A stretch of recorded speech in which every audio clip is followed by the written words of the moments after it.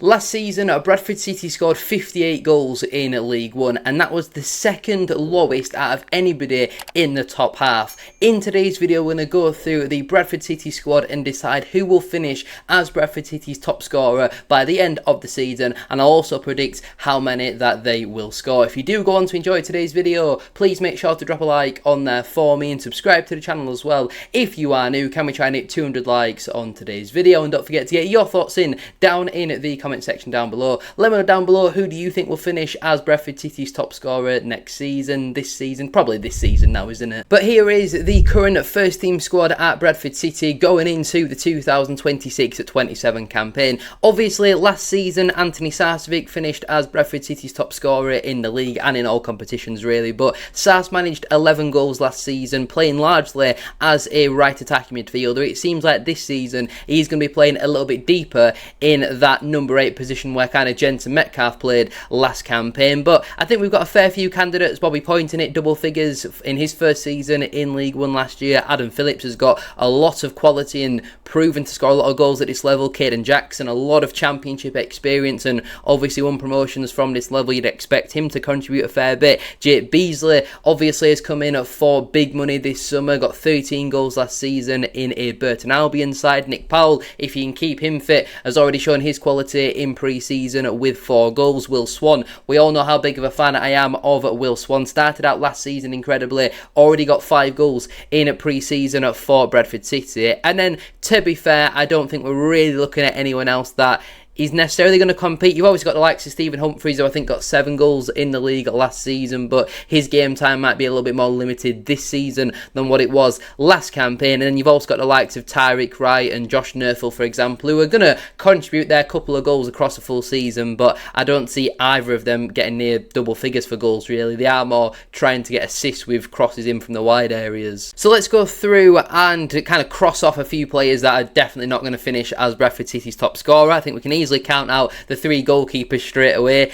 It'd be nice if we could see a goalkeeper score. I don't think I've ever seen either for or against Bradford City a goalkeeper score at a match that I've attended. I could be wrong, but certainly not from the top of my head, and I feel like a goalkeeper scoring is certainly something that would stick with you, but I can't ever remember it. Even any of the centre-backs, you'd like them all to try and be aiming for 5 goals. If all of them hit 5 goals across a full season, kind of your main 5, you'd be looking at 25 goals there, and that's nearly half what we scored last campaign. But all of them need to at least get 2 or 3. That is the absolute minimum, especially if they're all going to start over 25 games. We need even more goals from defenders next season. We didn't really have many from the team that got Bradford City promoted. Last season, I think everyone pretty much got 2 or 3 goals in the league, bar Curtis Hill, who obviously has now moved on, but I don't think anybody's expecting any of the centre-backs to end up finishing as Bradford City's top scorer next season if we had, and that's a little bit of a problem. But the season we got relegated, Anthony O'Connor got about 5 or 6 goals that season, didn't it? Ibu Toure, I guess, is another man that you can kind of count in that back 3. He's more of a defensive wing back. I certainly don't think he will be contributing that. We have just previously spoke about Tyreek Wright and Josh Nerfel, and while I see both of them potentially in double figures for goal contributions, I think Wright wasn't far off, and Nerfel finished with 3 goals and 7 assists last season. Like I previously said, their main aim is to, when they get out wide, get balls into the box, especially this season, now that we've got Jake Beasley at the top end of the pitch, and obviously Bradford City put in the most amount of crosses out of anybody in League One at last season. We just didn't really have that physical striker to stick them in the back of the net. Well, we did for the first half of the season, and obviously Andy Cook failed to be given a single start in the league for Bradford City. So again, Nerfel and Wright, I think they'll hopefully try and hit 5 goals and 7 or 8 assists. I think that'll be a successful season for both of those players, but I can't see either of them finishing outright as Bradford City's top scorer. Again, Callum Connolly and Henry Cartwright, 2 defensive midfielders really. If they can get in and around 5 goals between them, I think that would be a pretty strong return. Max Power didn't score last season. Jensen Metcalf only got 2. So again, if you could see a couple of goals coming from them, that would be an improvement on where we were last campaign, because 58 goals simply is not enough. While defensively we were very strong last season, with the players we've now got in the attacking positions, which is kind of what you can see here now, I do expect us to score at least 70 goals next season. We might concede a couple more because you're going for a bit more open in the midfield with Sars playing a bit deeper, but we certainly need to be scoring at more goals. Harry Ibbotson, only on, I think, his second year as a professional. I don't think we're really expecting much from him. Obviously, George Lapsley is currently injured at this moment in time, and I do see him being a bit more of a bit part player next season. I don't think he's going to start more than 15 games in the league next season for Bradford City, so I think we can then rule him out. And then pretty much every other player on this list, I think, certainly has a strong argument to finish as Bradford City's top scorer. Let's go then from least likely to most likely. Now, there's a couple towards the lesser side that I think probably are just as likely as one another, but we're going to start out firstly with Stephen Humphreys. Obviously, for the large part last season for Bradford City, did play as a striker, especially for the first 7 or 8 months of the season, but then the final month or two, I think it was certainly accepted that you weren't really getting the best out of Humphreys as a striker, and he did play a lot of football off the left. Had a brilliant piece of play just before our equaliser at home at Plymouth, where he went past 2 players, provided a brilliant assist away at Barnsley for our equaliser, where Nick Powell ended up heading in. But obviously Humphreys has got those incredible moments in him. We just don't quite see it often enough, and there's always the question mark about Humphreys out of possession. Does he bring you the same as a Beasley or a Will Swan? But certainly don't see Humphreys getting many minutes as a striker next season. I think Beasley's going to be the main man. Powell will back him up, and then you could even argue that Jackson is ahead of Humphreys as a striker. And then obviously as a left attacking midfielder, Will Swan has started out pre-season incredibly well and had a fair decent amount of minutes as that left attacking midfielder. And obviously Bobby Poynton is a player that we expect to get a lot of game time again next season. He hit double figures for goals, only one of 2 players to do that for Bradford City in the league at last campaign, and that was only his first season at League One level. So I think with Humphreys' game time maybe being a little more spread out, I certainly see him more of an impact player in this upcoming season rather than a regular starter like what he was last year. But we did see a fair few times on off the bench, like Luton away, Wimbledon away, where he'd come on and he'd actually come up with the odd goal here or there. So again, if Humphreys can hit around 10 goal contributions again this season, playing less minutes, I think that would certainly be a strong return for him, but I don't quite see him finishing as Bradford City's top scorer. Next, we're going to go to Anthony Sarcevic, who, like I say, did finish as Bradford City's top scorer last season, but this year with him playing in a deeper role, I don't think he's going to be in and around the box as much, factually, just because he's playing in a deeper position to get up to the amount of goals that he got last season. And even if he somehow comes up with 11 goals, which I don't see him doing from that position, that'd obviously be a great return, but I still don't see 11 goals as enough this year to finish as Bradford City's top scorer. I'm obviously a big fan of Anthony Sarcevic. We expect him to be Bradford City's captain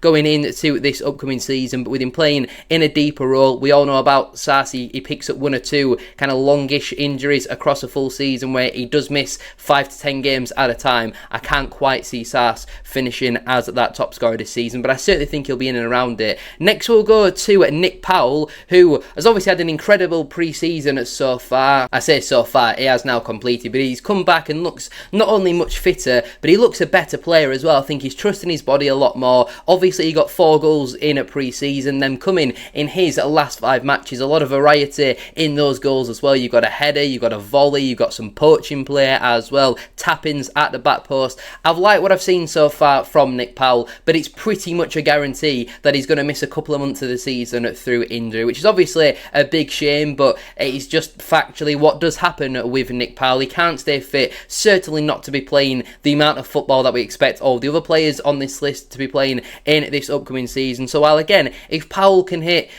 between 6 and 12 goals next season. I mean, 12 is obviously like if he plays a lot of football. 6 is if he doesn't really play much. We've seen in pre-season what an incredible player that Powell can be, but I don't quite see him finishing as Bradford City's top scorer next season. Then we're looking at Jackson, Phillips, Poynton, Swan and Beasley, and I'm going to take Caden Jackson out of this list. Obviously, he only came in January, and I thought did very well for Bradford City. He was exactly what we were missing. Bit of pace and just that step up in attacking quality at the top end of the pitch, but largely so far in pre-season, he has either played as a right attacking midfielder and contributed to a fair few assists, or even a right wing back, and it wouldn't surprise me to see Jackson actually get a lot of minutes as a right wing back next season. And again, like what we spoke about with Nerfville, the main aim in a Graham Alexander system in that position is to get out wide and whip balls into the box for your big men, either Beasley or Powell, to hopefully head in, or even Pointing. To be fair, he's always in and around it, isn't he? Might not necessarily be a header, but he's a very good poacher, is Bobby Pointing. But Jackson, for me, again, with the likes of Phillips and potentially Swan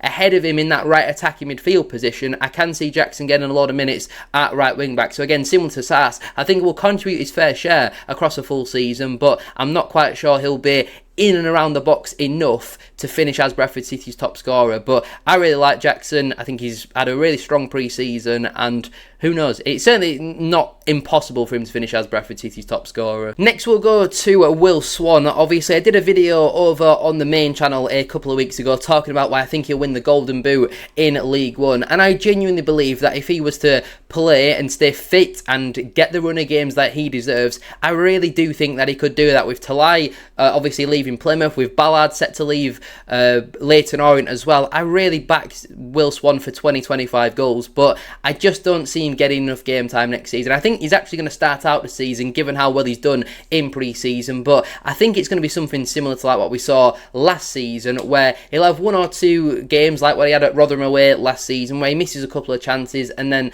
that's kind of it for Swan, and other players who are maybe bigger names, who are on potentially bigger money, will then come in instead of him. And obviously he's played really well as an attacking midfielder in pre-season, but looking at it from a Graham Alexander point of view, we saw last season where Swan was really struggling to get more than 45 minutes in a single game, and he was on the bench a lot. Obviously he had the injury in and around January to March sort of time, so I really like Will Swan. I think he's probably Bradford City's best finisher, but because I don't think he's going to get enough game time, I don't see him finishing as Bradford City's top scorer. Jake Beasley we're going to go to next, and this is the reason why I don't think he will finish as Bradford City's top scorer, because he's just too selfless, really. I've seen enough now from Jake Beasley to think that he is a system player. He's going to do the best for the team, he's going to do the best for Bradford City. He's not going to do the best for Jake Beasley, which was frustrating at times against Preston, but you saw the quality and the selfless play for a striker to lay the ball off to a fellow striker in Will Swan. You can see that Jake Beasley understands what it means to not only play for Bradford City, but to play in a Graham Alexander system. And it's rare that you get these strikers that are as selfless as Jake Beasley, but I think he'll get probably more assists next season than what he will goals. I don't see him being a penalty taker either. He got a couple of penalty goals last season for Burton, but if he can hit double figures, I do think that'd be a strong return for him. We saw from his time at Burton that he isn't the most prolific of finishers, despite ending last season with 20 goal contributions in League One. But again, if Beasley can hit double figures, that'd be a strong return, but I think he's too selfless to finish as our top scorer. So that then leaves it between Adam Phillips and Bobby Pointing. Obviously it was the main right attacking midfielder and left attacking midfielder in Sarsvik and Pointing who finished as Bradford City's top scorers in League One last season, the only two players to hit double figures for goals in League One. Obviously both of these players did have the odd injury last season, and Phillips was largely playing out of position as a right winger, which just is not how you get the best out of Adam Phillips. But again, I think there's an argument for both of these. I really do feel like Pointing could explode in League One at this season and not just get 10 goals and 3 assists. You could see him getting 25 goal contributions and getting double figures for both goals and assists. He's an incredible poacher, is Pointing. I think Phillips is certainly much better shooting from distance, and personally, I see Adam Phillips finishing as Bradford City's top scorer. I think he's going to get a lot of game time. We obviously spent big money on him for a reason. He's got decent wages as well for a reason. He's come in for the here and now to help get Bradford City into another promotion race next season, and I'm backing Adam Phillips to finish as Bradford City's top scorer. But anyway, I'm going to leave it there then for today's video. If you have enjoyed, please make sure to drop a like on there for me and subscribe to the channel as well if you are new. Can we try and hit 200 likes as I said at the start of today's video? And don't forget to get your thoughts in